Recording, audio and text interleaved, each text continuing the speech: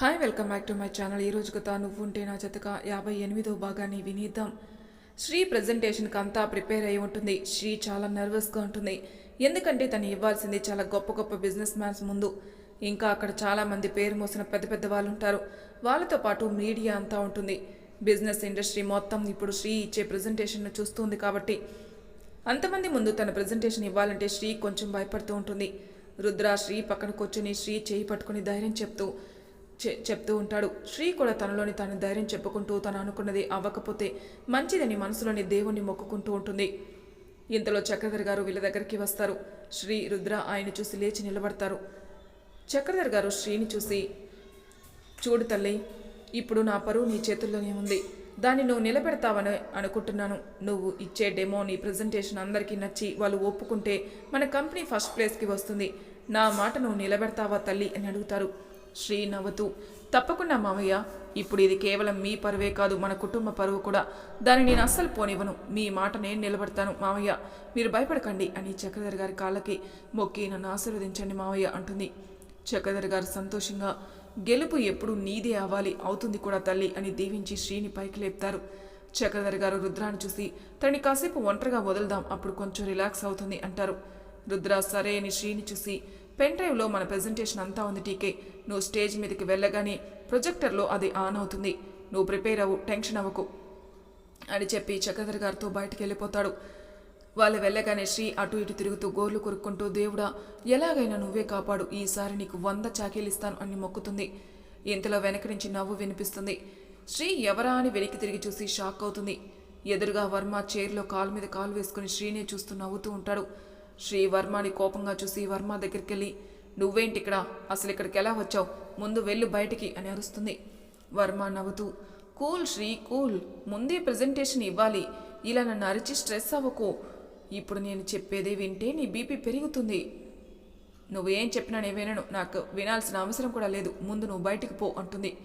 వెళ్తా శ్రీ బయటికి, నువ్వు వెళ్తావు నేను వెళ్తాను, నువ్వే చూస్తావుగా అంటాడు వర్మ. శ్రీకి వర్మ చెప్పింది అర్థం కాక అయోమయంగా వర్మని చూస్తుంది. ఏంటి శ్రీ అర్థం కావడం లేదా, నువ్వు ప్రజెంటేషన్ ఇవ్వకపోతే నిన్ను మెడపెట్టి బయటికి పంపిస్తారు కదా, అదే చెప్తున్నాను అంటాడు. శ్రీ కోపంగా, ఏం మాట్లాడుతున్నావు, నేను ప్రజెంటేషన్ ఇవ్వకపోవడం ఏంటి, నేను చాలా ప్రిపేర్గా ఉన్నాను అంటుంది. వర్మ నవ్వుతూ, నువ్వు ప్రిపేర్ అయితే సరిపోతుందా శ్రీ, నువ్వు ఇవ్వడానికి అక్కడ పెన్ డ్రైవ్లో ప్రజెంటేషన్ ఉండాలిగా. వర్మ అలా చెప్పగానే శ్రీ తల తిరిగిపోతుంది. తడబడితో మాటలు కూడగలుపుకొని, ఏం మాట్లాడుతున్నావు అని అంటుంది. ఉన్నదే మాట్లాడుతున్నా, చేసింది మాట్లాడుతున్నా. నీ పెన్ డ్రైవ్లో నువ్వు ఇవ్వాల్సిన ప్రజెంటేషన్ డిలీట్ చేసేసా, చెప్పాలంటే నీ పెన్ డ్రైవ్ మార్చేసా. ఇప్పుడు నువ్వు స్టేజ్ మీదకి వెళ్ళగానే ప్రొజెక్టర్ మీద బ్లాంక్ తప్ప ఏం రాదు అంటాడు వర్మ. శ్రీకి వర్మ అలా చెప్పగానే కోపం పొంగుకొస్తుంది. శ్రీ కోపంగా వర్మ గొంతు పట్టుకుని గోడ కానించి, ఏం మాట్లాడుతున్నావు, పిచ్చి పిచ్చిగా ఉందా అని గట్టిగా పట్టుకుంటుంది. వర్మకి ఊపిరాడుగా కొట్టుకుంటాడు. ఇంతలో ఎవరో వచ్చి శ్రీ కదలకుండడానికి 2 చేతుల్ని వెనక్కి నుంచి పట్టుకుంటాడు. శ్రీ కోపంగా వెనక్కి చూస్తుంది. అక్కడున్న వ్యక్తిని చూసి షాక్ అయిపోతుంది. వ్యక్తి వర్మని శ్రీ నుంచి విడిపించి శ్రీని వదులుతాడు. శ్రీ షాక్లో ఉండే కార్తీక్ అంటుంది. కార్తీక్ ఏం మాట్లాడకుండా తలదించుకుంటాడు. వర్మ దగ్గుతూ తన గొంతుని సరిచేసుకుంటూ, ఏంటి శ్రీ షాక్ అయ్యావా, గొంతులో నుంచి మాటలు రావడం లేదా. రావు, ఇప్పుడు అస్సలు రావు, ఎందుకంటే నేను ఇచ్చిన షాక్ అలాంటిది కాబట్టి. నీ పెన్ డ్రైవ్ మార్చేసిందే ఈ కార్తిక్. వీడిని నా కూతురికి అంత ఈజీగా పెళ్ళి ఎలా చేస్తా, వీడు నాకు హెల్ప్ చేస్తాడు కాబట్టే వీడితో ముందే మాట్లాడి వీడికి నా కూతురుతో పెళ్లి చేర్పించా. అనుకున్నట్టుగానే వీడితో అన్ని పనులు చేయించుకుంటూ వచ్చా.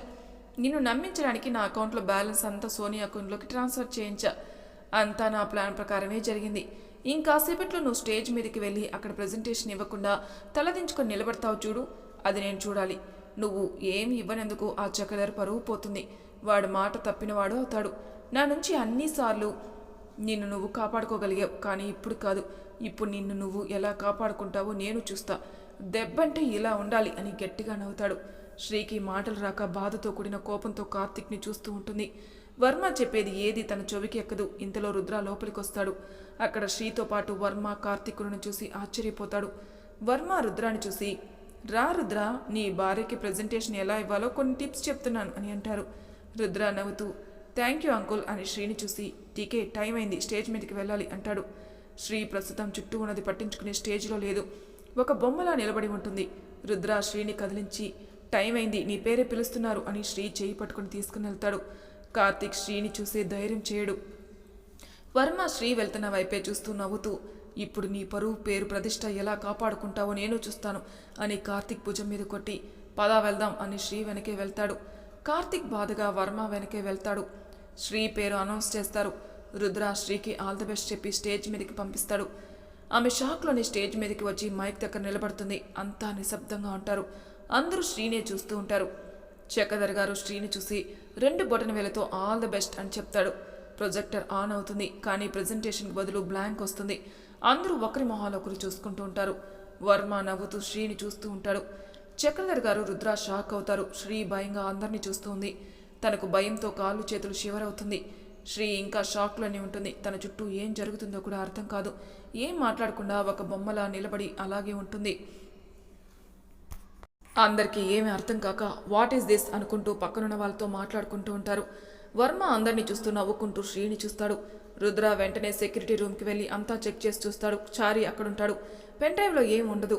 రుద్ర కోపంగా అక్కడున్న చారి గొంతు పట్టుకుని కోపంగా డేటా ఎక్కడికి పోయింది అని అడుగుతాడు. చారి భయంగా నాకేం తెలీదు సార్, మీరు ఇచ్చిన పెన్ డ్రైవే నేను పెట్టాను సార్, నాకేం తెలీదు, నన్ను వదిలేయండి అని అంటాడు. రుద్ర వెనకే చక్రధర్ గారు వెళ్ళి అంతా చూస్తారు. ఆయనకి ఏం చేయాలో అర్థం కాక తల పట్టుకుని అక్కడే కోళ్ళబడిపోతారు. రుద్ర వెంటనే చారిని వదిలేసి చక్రధర్ గారిని పట్టుకుని డాడ్ అంటాడు. చారి దగ్గుతూ భయంగా రుద్రాన్ని చూస్తూ రుద్రాకి దూరంగా వెళ్తాడు. చక్రధర్ గారు రుద్రాన్ని చూసి బాధపడుతూ, అయిపోయిందిరా, అంతా అయిపోయింది, నా పరువు అంతా అందరి ముందు మట్టి కొట్టుకుని పోయింది, ఇన్నేళ్ళ నా కష్టం అంతా వృధా అయిపోయింది, ఇప్పుడు నేను అందరి ముందుకు ఎలా వెళ్ళాలి, వాళ్ళకి ఏమని సమాధానం చెప్పాలి అని బాధపడతారు. రుద్ర ఆయన చైర్లో కూర్చోబెట్టి బాధపడుతూ, డాడ్ ఏం కాదు, మీరు బాధపడకండి అని నచ్చజెప్పుతూ ఉంటాడు. ఇంతలో వర్మ వీళ్ళ దగ్గరికి వస్తాడు. వర్మను చూసి చక్రధర్ గారు సైలెంట్ అయిపోతారు. రుద్ర వర్మను చూసి ఆయన దగ్గరికి వెళ్ళి, అంకుల్ మీరైనా డాడీకి చెప్పండి అంకుల్ అని అంటాడు. వర్మ చక్రధర్ గారి భుజం తడుతూ బాధగా, ఇలాంటి సమయాల్లోనే మనం ధైర్యంగా ఉండాలి చక్రి, నువ్వేం బాధపడకు, అవ్వాల్సిన పని అవుతూ ఉంటాయి, దానికి మనం ఏమీ చేయలేం అని అంటాడు. చక్రధర్ గారు ఆయన కోపంగా చూస్తాడు. ఇంతలో మైక్లో శ్రీ వాయిస్ వినిపించేసరికి ముగ్గురు ఆశ్చర్యంగా మొహాలు చూసుకుంటారు. రుద్ర, చక్రధర్ గారు, వర్మ ముగ్గురు ఒకేసారి కంగారుగా శ్రీ దగ్గరికి ఫాస్ట్గా వెళ్తారు. చారి కూడా వీళ్ళ వెనకే వెళ్తాడు. అందరూ గుసగుసగా మాట్లాడుకుంటూ ఉంటారు. శ్రీ కళ్ళు మూసుకొని గట్టిగా ఊపిరి పీల్చుకొని కళ్ళు తెరిచి మైక్ పట్టుకొని, all of you please keep silence అని అంటుంది. అందరూ మాట్లాడడం ఆపి సైలెంట్ అయి శ్రీని చూస్తారు. ఇంతలో రుద్ర, చక్రధర్ గారు, వర్మ, చారి అక్కడికి వస్తారు. శ్రీ అందరినీ చూస్తూ తన పక్కకు చూస్తుంది. అక్కడ అశోక్, దీపు, మనులు ఉంటారు. వాళ్ళు శ్రీని చూసి తన బొటల వేలు చూపిస్తూ అంతా ఓకే అని సైగ చేసి చెప్తారు. శ్రీ వాళ్ళని చూసి తలతోనే ఓకే అని చెప్పి అందరినీ చూస్తూ switch off all the lights please అని అంటుంది. అందరూ అయోమయంగా శ్రీనే చూస్తారు. రుద్ర, చక్రధర్, వర్మ, చారీలకి శ్రీ ఏం చేస్తుందో అర్థం కాక ఒకరినొకరు చూసుకుని శ్రీనే చూస్తారు. ఇంతలో లైట్స్ అన్నీ ఆఫ్ అవుతాయి. హాల్ అంతా చీకటిగా అయిపోతుంది. అందరూ కంగారు పడతారు. ఒక లైట్ శ్రీ మీద పడి శ్రీని ఫోకస్ చేస్తుంది. అందరూ శ్రీనే చూస్తారు. శ్రీ స్పీకర్ని చోకి పెట్టుకుని వాళ్ళ ముందుకు వచ్చి నిలబడుతుంది. మొత్తం హాల్ అంతటికీ శ్రీ సెంటర్ ఆఫ్ అట్రాక్షన్ అవుతుంది. అందరూ శ్రీ ఏం చెప్తుందో అని కుతూహలంగా చూస్తూ ఉంటారు. చక్రధర్ గారికి, రుద్రాకి శ్రీ ఏం చేస్తుందో అస్సలు అర్థం కాదు. వర్మకి శ్రీ ఏం చేయబోతుందో అసలు అర్థం కాక భయంగా టెన్షన్గా ఆమెనే చూస్తున్నాడు. ఆమె అందరినీ చూసి చిన్నగా నవ్వి తన హ్యాండ్స్తో ఎవరికో సైగ చేస్తుంది. శ్రీ అలా చేయగానే ఆ హాల్లో ప్రొజెక్టర్ ద్వారా శ్రీ ముందు ఒక బ్లూ ప్రింట్ ఆన్ అవుతుంది. అది ప్రొజెక్టర్లో వేసిన తమ కళ్ళ ముందు నిజంగా వాళ్ళు చేయాల్సిన ప్రాజెక్ట్ క్లియర్గా కనిపిస్తూ ఉన్నట్టుంటుంది. ఆ ప్రాజెక్ట్ కంప్లీట్ అయిన తర్వాత అది చూడడానికి ఎలా ఉంటుందో ఆ బ్లూ ప్రింట్ అచ్చం అలాగే ఉంటుంది. అది చూసి అందరూ నోళ్ళు తెరుస్తారు. రుద్ర, చక్రధర్ గారు స్టన్ అయిపోయి శ్రీనే చూస్తారు. వర్మకి ఏం జరుగుతుందో, అసలు తన కళ్ళ ముందు జరుగుతుంది నిజమో కాదో అర్థం కాక తల పట్టుకుని అక్కడే కూర్చుండిపోతాడు. శ్రీ తన ప్రజెంటేషన్ స్టార్ట్ చేస్తుంది. అందరూ కళ్ళప్పగించుకొని మరీ శ్రీనే చూస్తుంటారు. శ్రీ తన ప్రాజెక్ట్ ఎలా చేయాలి, ఏం చేయాలి అనుకుంటుందో అందరికీ కళ్ళకు కట్టినట్టు చెప్తుంది. శ్రీ చెప్తున్నంతసేపు అందరూ చుట్టూ ఉన్నది మర్చిపోయి తమ కళ్ళను ఆర్పడం కూడా మర్చిపోయి శ్రద్ధగా ఆశ్చర్యంగా శ్రీ చెప్తుంది వింటూ ఆమెను చూస్తూ ఉండిపోతారు. అలా అర్ధగంట వరకు శ్రీ తన ప్రజెంటేషన్ అందరి ముందు ఇస్తుంది. వర్మ కోపంగా ఇంకా అక్కడ ఉండలేక పక్కకి వెళ్ళిపోతాడు. ప్రజెంటేషన్ అయిపోయిన వెంటనే శ్రీ లైట్స్ ఆన్ అంటుంది. ప్రొజెక్టర్ ఆఫ్ అయి లైట్స్ ఆన్ అవుతాయి. లైట్స్ ఆఫ్ అవ్వగానే అందరూ తేరుకుంటారు. అందరూ లేచి క్లాప్స్ కొడతారు. శ్రీ ఊపిరి పీల్చుకుంటూ రుద్రాని, చక్రధర్ గారిని చూస్తుంది. వాళ్ళిద్దరూ తాము చూస్తుంది నమ్మలేనట్టు ఆమెనే చూస్తుంటారు. శ్రీ డయాస్ దిగి రుద్ర చక్రధర్ గారి దగ్గరికి వస్తుంది. వాళ్ళు శ్రీని ఒక వింతను చూసినట్టు చూస్తుంటారు. శ్రీ చక్రధర్ గారిని చూసి నవ్వుతూ, ఏమైంది మామయ్య, మీ మాట నిలబెట్టానా అని అడుగుతుంది. చక్రధర్ గారికి ఒక పక్క ఆశ్చర్యంగాను ఇంకొక పక్క పట్టలేనంత సంతోషంగానూ ఉంటుంది. ఆయన శ్రీ తల మీద తన చేయి పెట్టి ప్రేమగా నిమురుతూ, థ్యాంక్స్ అని చెప్పడం కూడా నీకు చిన్న పదమే తల్లి, కానీ నేను ఇది తప్ప ఇంకేమీ చేయలేను, థ్యాంక్స్ తల్లి అని అంటాడు. శ్రీ నవ్వుతూ ఆయన చెయ్యి పట్టుకుని, ఇది నా బాధ్యత మావయ్య, మీరు నాకు థ్యాంక్స్ చెప్పాల్సిన అవసరం లేదు అని అంటుంది. చక్రధర్ గారు ఎంతో సంతోషంగా శ్రీనే చూస్తారు. ఆమె రుద్ర వైపు చూస్తుంది. రుద్ర ఇంకా షాక్లోనే ఉంటాడు. శ్రీ రుద్ర దగ్గరికి వెళ్ళి రుద్ర మొహం మీద చిటికలు వేసి, ఏంటి సార్, కరెంట్ షాక్ కొట్టిన కాకిలా అలా ఉండిపోయారు, కాస్త ఈ లోకంలోకి రండి సార్ అని అంటుంది. రుద్ర తేరుకొని శ్రీనే చూస్తాడు. శ్రీ నవ్వుతూ ఎలా ఉంది అని మాట్లాడేలోపే రుద్ర శ్రీని కౌగిలించుకుంటాడు. రుద్ర సడన్గా అలా చేయడంతో శ్రీ షాక్ అయిపోతుంది. రుద్ర శ్రీ మెడ మీద ముద్దు పెడుతూ థ్యాంక్స్ మా అంటాడు. శ్రీ నవ్వుతూ రుద్రాన్ని పట్టుకొని, కంట్రోల్ సార్, అందరూ మనల్ని చూస్తున్నారు అంటుంది. రుద్ర కంట్రోల్ అయి శ్రీని వదిలి నవ్వుతూ, మొత్తానికి అనుకునేది సాధించావు టీకే అంటాడు. శ్రీ నవ్వుతుంది. అందరూ వచ్చి శ్రీని చక్రధర్ గారిని రుద్రాన్ని విష్ చేసి, ప్రజెంటేషన్ చాలా బాగుంది, అసలు ఇంత బాగా ఎలా ప్రిపేర్ చేశారు, ఇట్స్ వండర్ఫుల్ అని పొగడతారు. దీపు, మను, అశోక్లు కూడా శ్రీ దగ్గరకు వచ్చి శ్రీతో మాట్లాడతారు. చక్రధర్ గారు వాళ్ళు అలా పొగుడుతుంటే చాలా గర్వంగా ఫీల్ అవుతారు. ఇంతలో చారీ అయోమయంగా శ్రీ దగ్గరకు వచ్చి, మేడం, నాకు ఇప్పటికి కూడా అర్థం కాని విషయం ఏంటంటే, మీకు అప్పటికప్పుడు కొత్త ప్రాజెక్ట్ మీ దగ్గరికి ఎలా వచ్చింది, అది కూడా ప్రజెంటేషన్ ఇంత బాగా ఎలా ప్లాన్ చేశారు అని అడుగుతాడు. చారీ అలా అడగడంతో చక్రధర్ గారికి రుద్ర కూడా తాము మర్చిపోయింది గుర్తుకు వచ్చి ఆశ్చర్యంగా శ్రీని చూస్తూ, అవును శ్రీ, అసలు ఎలా చేసావు ఇదంతా అని అడుగుతారు. శ్రీ నవ్వుతూ మను, దీపు, అశోక్లను చూసి, వీళ్ళే లేకపోతే మనకి ఈరోజు ఈ సక్సెస్ వచ్చేదే కాదు అంటుంది. రుద్ర, చక్రధర్ గారు, చారీ గారు ఆశ్చర్యంగా వాళ్ళని శ్రీని చూసి, ఏం మాట్లాడుతున్నావు శ్రీ అని అడుగుతారు. బిజినెస్ అన్న తర్వాత లాస్ట్ మినిట్లో ఇలా జరుగుతుందని నాకు తెలుసు, అందుకే వీళ్ళ హెల్ప్ తీసుకుని మీకు తెలియకుండా మేమంతా కలిసి ఇంకొక ప్రాజెక్ట్ కూడా ప్రిపేర్ చేస్తాం, ఇప్పుడు అదే యూజ్ అయ్యింది అంటుంది. చక్రధర్ గారు శ్రీ తెలివికి మెచ్చుకొని ఎంతో ఆనందపడతారు. శ్రీ అలా చెప్పడంతో రుద్ర షాక్ అయి, అంటే నువ్వు రెస్ట్ లేకుండా దీనికోసమే ఇంత వర్క్ చేసావా అని అడుగుతాడు. శ్రీ కొంచెం భయంగా అవును అని తలూపుతుంది. రుద్ర కోపంగా శ్రీ దగ్గరికి వెళ్ళబోతాడు. వెంటనే చక్రధర్ గారు రుద్ర చేయి పట్టుకుని, కూల్ నాన్న, అందరూ ఉన్నారు, ఏదైనా ఉంటే ఇంటికెళ్ళి మాట్లాడుకుందాం, అంతవరకు సైలెంట్గా ఉండు అని అంటారు. రుద్ర చుట్టూ చూసి శ్రీని కోపంగా చూస్తాడు. శ్రీ చిన్నగా సారీ అని చెప్తుంది. చక్రధర్ గారు దీపు, మను, అశోక్లను చూసి, మీ నలుగురు కలిసి ఇదంతా చేశారా అంటారు. శ్రీ ఆయన మాట పూర్తవకముందే కల్పించుకుని, లేదు మావయ్య, మేం నలుగురం కాదు, మేము అందరం కలిసి ఇదంతా చేశాం అని అంటుంది. రుద్ర, చక్రధర్ గారు అయోమయంగా శ్రీని చూసి, అందరూ ఎవరు అంటారు. శ్రీ అటువైపు చూపిస్తుంది. అందరూ అటువైపు చూస్తారు. అక్కడ చైత్ర, అజయ్ ఇద్దరు నవ్వుకుంటూ వీళ్ళ దగ్గరికి వస్తారు. వాళ్ళని చూసి రుద్ర, చక్రధర్ గారు కొంచెం షాక్ అవుతారు. చక్రధర్ ఆశ్చర్యంగా, మీరు హెల్ప్ చేశారా అంటాడు. అవును అంకుల్, మేమే చేశాం అంటుంది చైత్ర. రుద్ర కోపంగా, తన పరిస్థితి తెలిసే ఇంత రిస్క్ చేశారా, మాకు ఒక్క మాట కూడా చెప్పాలి అనిపించలేదా మీకు అంటాడు. రుద్ర అంత కోపంగా మాట్లాడేసరికి అందరూ కొంచెం భయపడతారు. మేము ఎంత వద్దు అన్నా శ్రీ మా మాట వినలేదు అంటాడు అజయ్. నేను మీ కంపెనీతో టైఅప్ అవుతాను, మనం ఇప్పటికిప్పుడు కొత్త ప్రాజెక్ట్ స్టార్ట్ చేయాలి అంటాడు. అక్కడికి మేము చెప్తూనే ఉన్నాం బావా, ఈ పరిస్థితుల్లో నువ్వు ఇంత రిస్క్ ఎందుకు తీసుకుంటావని అంటుంది దీపు. కానీ తను మా మాట అస్సలు వినలేదు రుద్ర అంటుంది మను. మీకు చెప్తామంటే చెప్పకండి, మీరు ఇంకా టెన్షన్ పడతారన్నది, అందుకే మేము మీకు చెప్పలేదు బ్రో అంటాడు అశోక్. అని ఎవరికి తోచింది వాళ్ళు చెప్పుకుంటూ పోతారు. శ్రీ వాళ్ళ పరిస్థితి చూసి మనసులోనే నవ్వుకుంటుంది. రుద్ర శ్రీ వైపు కోపంగా చూస్తాడు.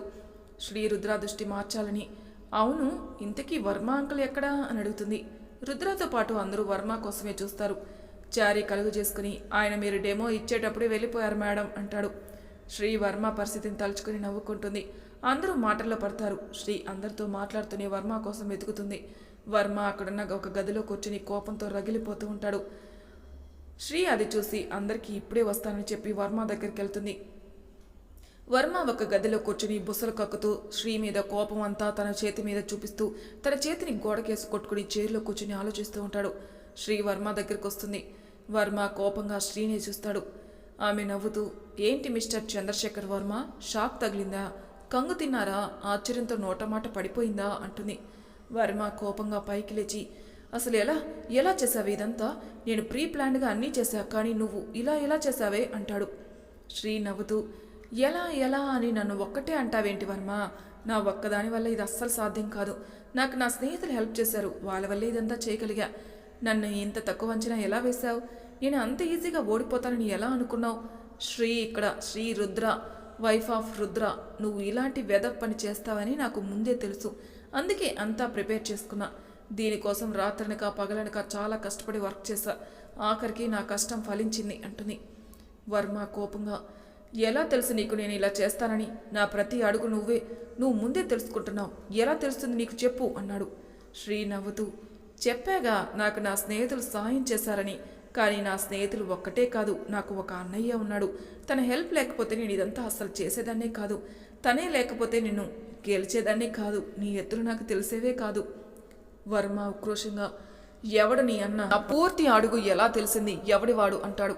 శ్రీ నవ్వుతూ, చెప్తాను కానీ ముందే చెప్తున్నాను, బీపీ తెచ్చుకోకూడదు. నేను ఎవరో చెప్తే నువ్వు షాక్తో పోయినా ఆశ్చర్యపోనక్కర్లేదు అంటుంది.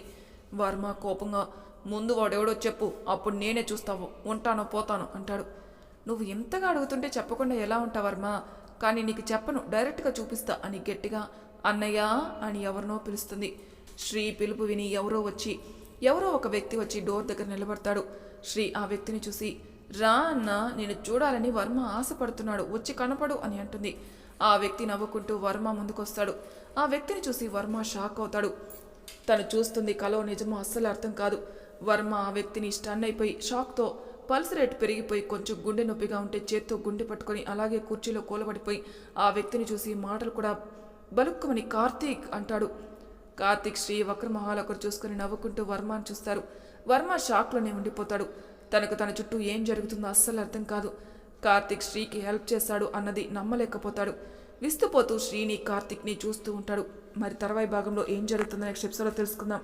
అంతవరకు నా ఛానల్ సబ్స్క్రైబ్ చేయని వాళ్ళు ప్లీజ్ సబ్స్క్రైబ్ చేసుకోండి. లైక్ చేసి షేర్ చేయండి. మీ అభిప్రాయాలు నాకు కామెంట్ రూపంలో తెలియజేయండి. Thank you for listening.